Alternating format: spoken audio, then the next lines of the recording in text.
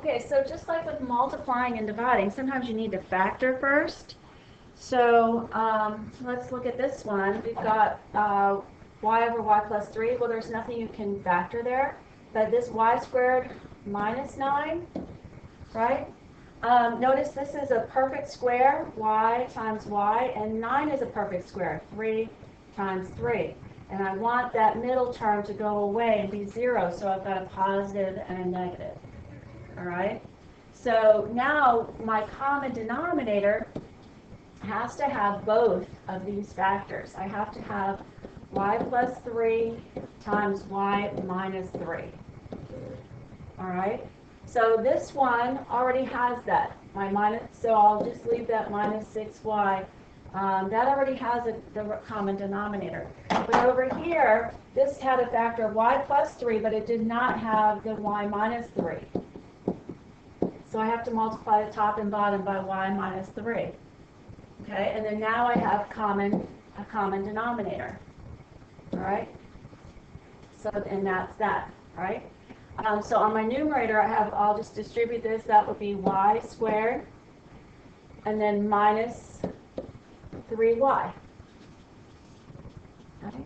And then notice I have these common factors, or like terms, minus 3y, minus 6y. So I can write that as y squared, because that's still going to be there. I'm just bringing everything down. And then I have minus 9y, right? Because I'm going to do, on my calculator, negative 3 minus 6, right? Negative 3 minus 6 is negative 9. Minus 3 minus 6 is negative 9. And then I have, it's y is my common factor there. And then that is all over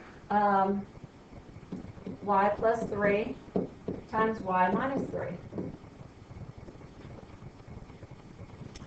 All right, and that will be my final answer. All right.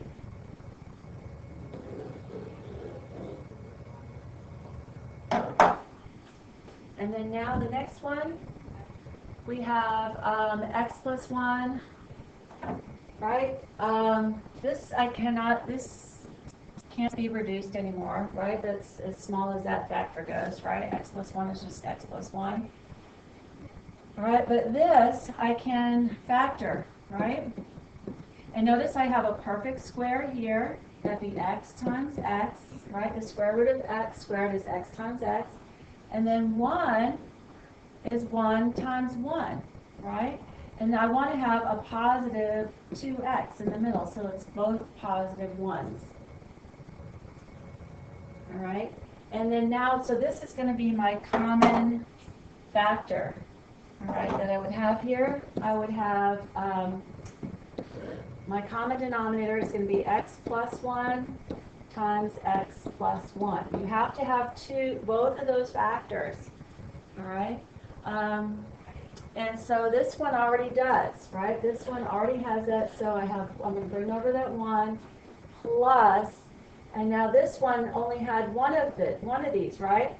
So I have to multiply the top and bottom by x plus 1, so that I have the same factor up here.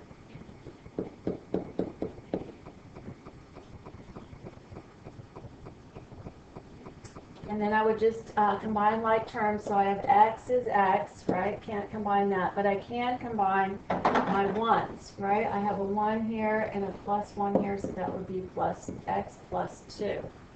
And then down here I have x plus 1, and notice it's times itself, so that's squared. All right.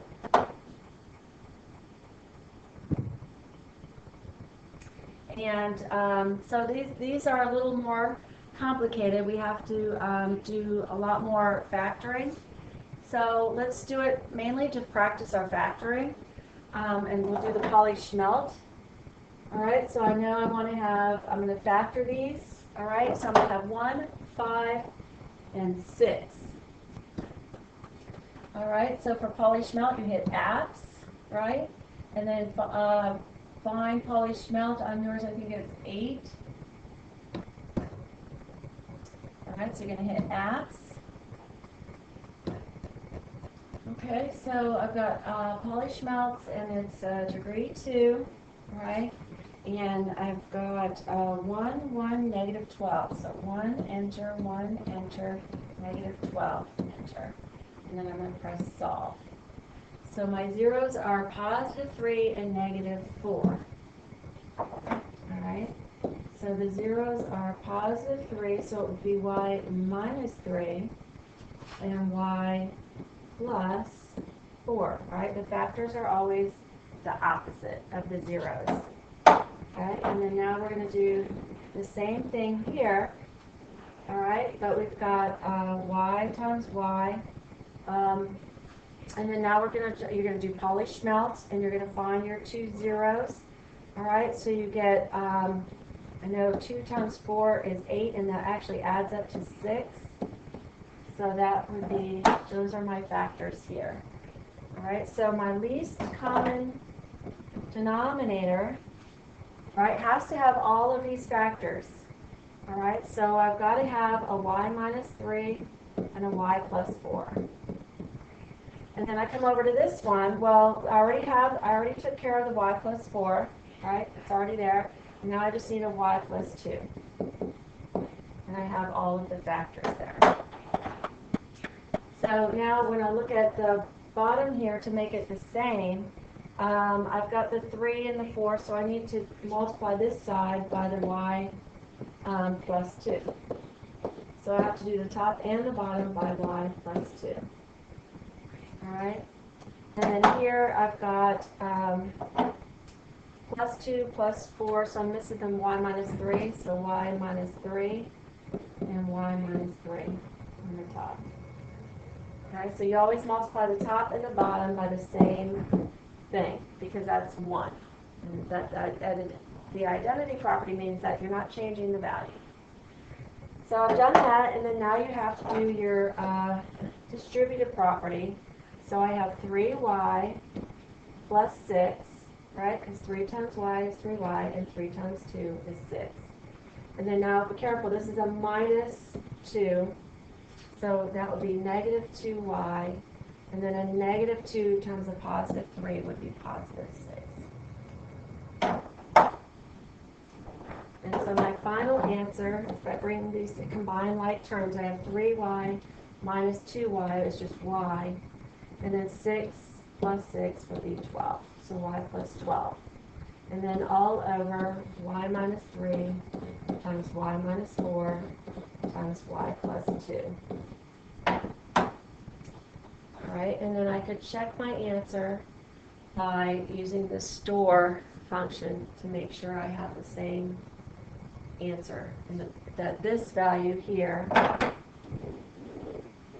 alright, I'll do like 3 store y and type that in, and then I'll type in my original problem and compare them. Okay, and then now the homework is just to practice multiplying and dividing, which seems really easy after adding and subtracting. So enjoy. Bye.